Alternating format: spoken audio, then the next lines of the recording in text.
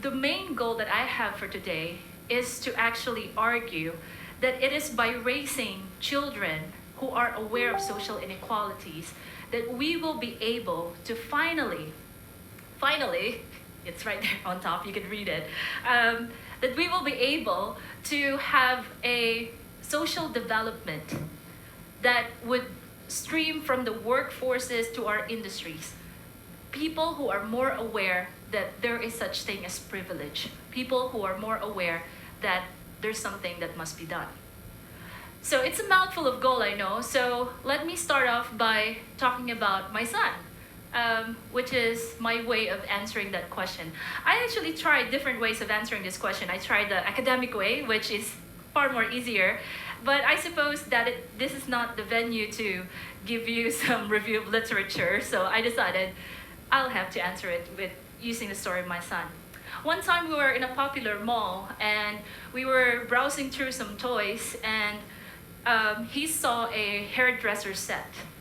It's a classic story I tell my students because I was so proud of my son at that moment. He saw a hairdresser set, complete, with a blow dryer and curlers. And he said, "Mommy, we have to buy this." And I was about to say yes to him, but the sales personnel, trying probably to help me out, told off my son saying, hairdresser set, that is not a toy for boys. It's only for girls. In some scenarios, this could have stopped a child from buying a toy because gender ideas are very strong among kids. Now, my son did not do that. Instead, he argued, just like he argues every day with me and his dad. He argued, but boys cut hair too. He just had his hair cut that moment, a moment before that, by a barber. And so it was confusing for him that hairdresser sets could be something that are just for girls. In fact, this statement that boys cut hair too was a powerful statement, I think, that he said in his 4 years of life. Sorry. Okay. So we all share the same stories of how we are taught about our gender.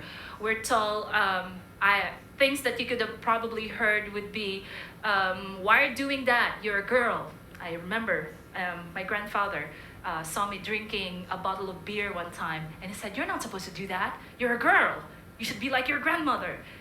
And I got confused about that. And I have to tell him that girls drink beer, Grandpa. Or that on the other spectrum, you have guys being told, "Why are you like that? Are you a boy? Why do you act like that? When you cry, are you a boy?" I hear this a lot of times being said to male children. They're being said, "Don't cry, boys don't cry." These are seemingly harmless statements, but they're very powerful to create a narrative inside our heads that we will bring as we go forward. Now, my parents are what I call accidental feminists. They were not feminists by training. My father and mother, I think, were born in a generation wherein gender roles are very strong. And so they tried to do that on us. I remember they were trying to make me and my sister play with dolls and, to comb the hair, to dress them up. And I've never gotten around the idea of doing that. My sister as well. And so I think we gravitated towards playing the popular boys' toys. It was at the time that we were labeled, my sister and I were both labeled as tomboys. And my parents are being scrutinized and ridiculed by our family members or neighbors, saying, "Why are you raising lesbians?" or something to that effect. I think it was only in my teenage years that my father and mother decided to quit on the gender role stereotypes. I think that's the time that they gave up, or rather just gave up. And it was at that time that they stopped telling me what a girl should look like, what a girl should be doing, what a girl should be dreaming about. It was a time that they start talking about us, about capacity. They use the capacity card on us. What is the capacity card? You've ever heard of the phrase, the very popular phrase, with great power comes great responsibility. Something to that effect. So my father would always tell me, you're a smart girl, why was that your decision? Or, I did not send you to school to be deciding like this. So it was a capacity-based approach.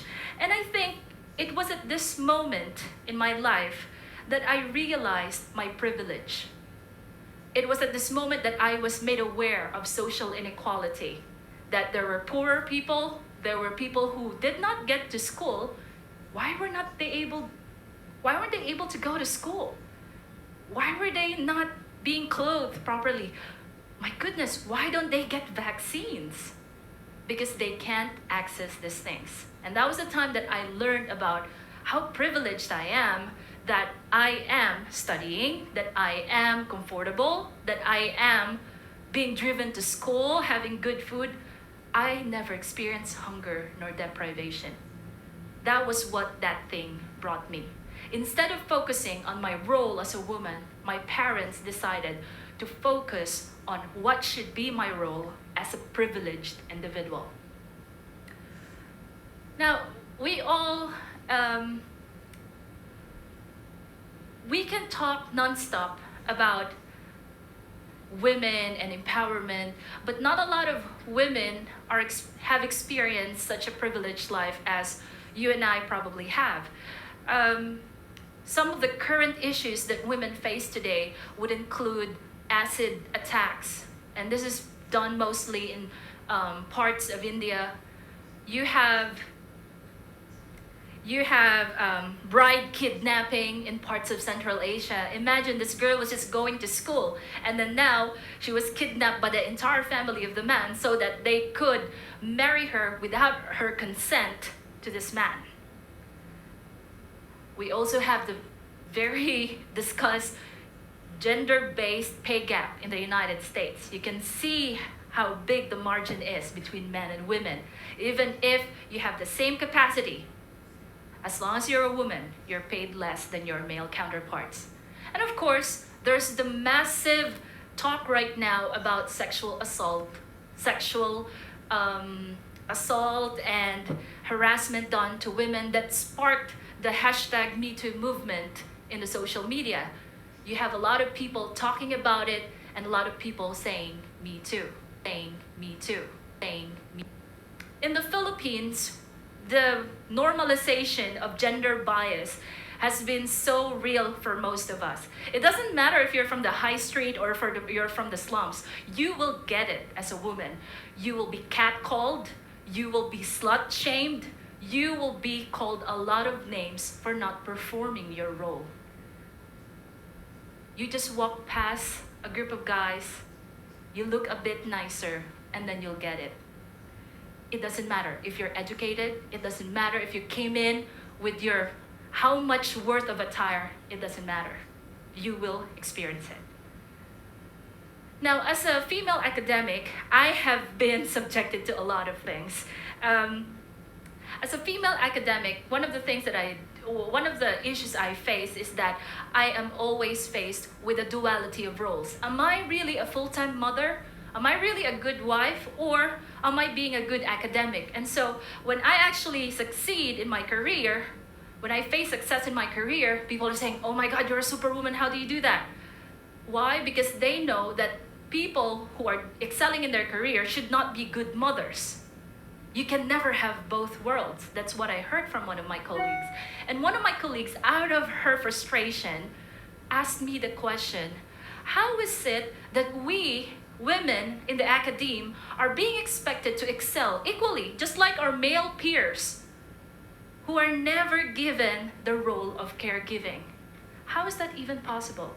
And what's interesting is that all of us, whether you're academic, you're a street sweeper, or whatever kind you are of a woman, as long as you are working, you will experience this concept, this thing that I'm talking about, the duality of roles, the need to perform both roles equally good, which is so difficult.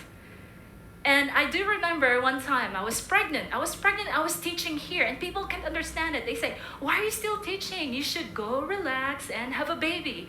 I said, "But I have a career." And I specifically remember one instance that I was told off by one of my colleagues who said, "I think your priorities are kind of skewed. Motherhood is everything." Is motherhood really everything? Well, the thing is that motherhood is good, yeah.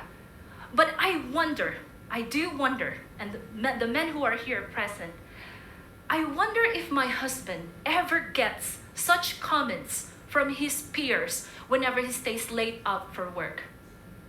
Does somebody say to him, "Hey, why not being a good dad? Go home." Nobody. Why? Because our society is pregnant with masculine values, wherein a man should be like this one, not the other one. The first one is what you're not supposed to be as a man. You're under the saya, right? That there's the notion that men should be stoic. They can't cry. They should be detached. They should be rational. They should never be emotional. And that any performance, mediocre performance of this, would result to, and you have to apologize for this part, would result to labels like under the saya, like bakla kasi. I've heard that so many times. When somebody does not do anything manly, they say bakla kasi. When a guy does not show up for a party, what do they say? Bakla kasi. When a guy just freaks out about something, bakla kasi. So easy to say that word. And the most popular, my favorite of all time, walang bayag. I hear that all the time. Why? You see, the gender roles and the stereotypes are so present in our society. Now, sorry, I missed that out. Now, my question is, why do we keep on raising stoic men and weak women? Is it functional for our society? Is it something that we need? And the answer is, well, not really. Although, I have to tell you as an anthropologist that indigenous populations divide their labor based on sex, based on gender. Men do this, women do that. Why? Because it's important for them to do that as an adaptation to their environment and their economy. But recent studies have shown already that these groups are also adapting to the global demands. And so not a lot of them are still within that realm of sex-based division of labor. So again, the question is, why do we still keep on doing it? Now, the question that begs to be answered right now is, how does gender inequality affect social development? And I have three answers for this. The first one is that it limits our potential as a society by limiting the source of human resources to a specific gender. What if there are better people for that job? Just because you limited it to one gender, you already limited the possibility of other genders performing it. Imagine if we only had men as writers. We would never have had to travel to Hogwarts. Next is that we produce dysfunctional conflicts. Women spend a lot of time not just honing their skills, but we also spend a lot of time fighting for space and recognition. Two things that men are given freely upon their birth. It's a waste of time and resources. Third, gender inequality ultimately crushes human capacity. Now, with this, I'd like to bring the context of working moms. Now, the postpartum depression that working moms experience is very interesting. You see, they have to navigate a lot of issues. Now, since I have limited time, let me move forward to the call for a feminist society. We need to have a feminist society primarily because it is important for us to have a more equal society. Feminism is not about women being higher than men. That's not the actual feminism we're talking about here.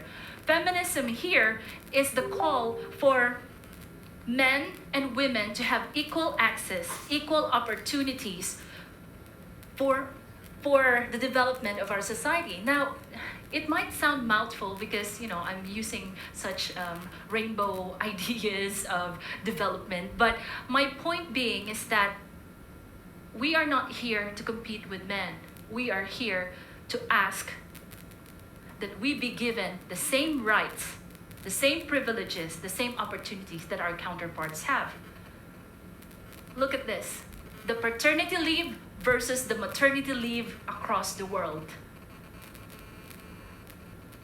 You would notice that we have such low paternity leaves.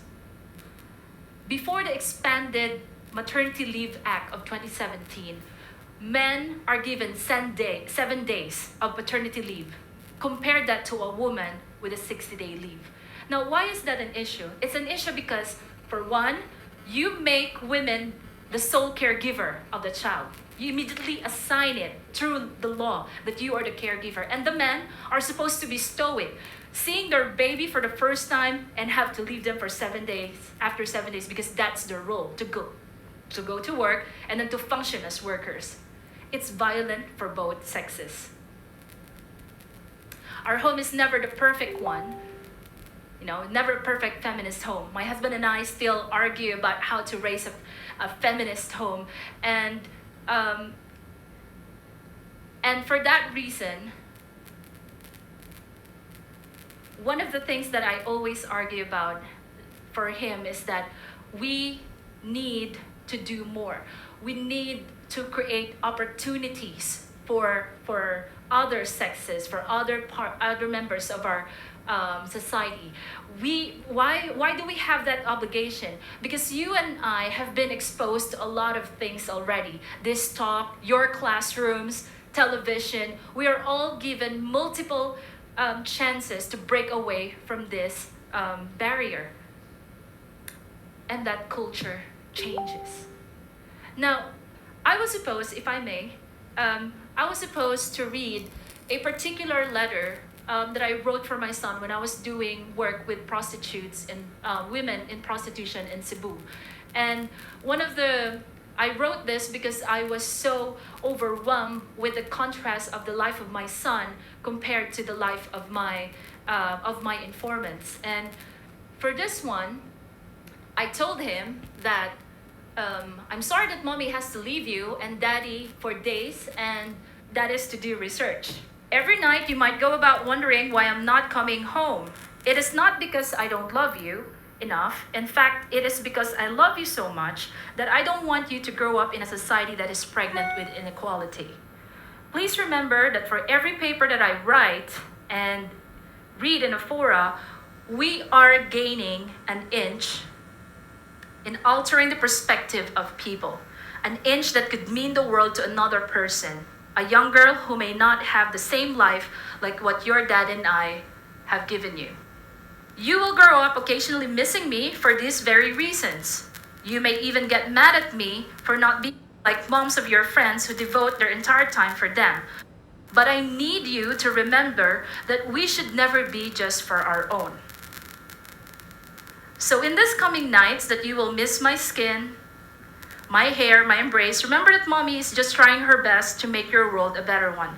As I miss your embrace, the smell of your skin, and the sound of your laughter, I will remind myself that despite my shortcomings, I am being a better parent for you. We should never just be for our own. We are responsible for others. Let us raise women who are not afraid to aspire for the things that men have. And this is my call for men. I will not read through that for the time, but this is my call for men. We have to raise men who are feminists. Not that they will just fight for us, but they will fight for a society that is more equal than what our generation has presented it to us.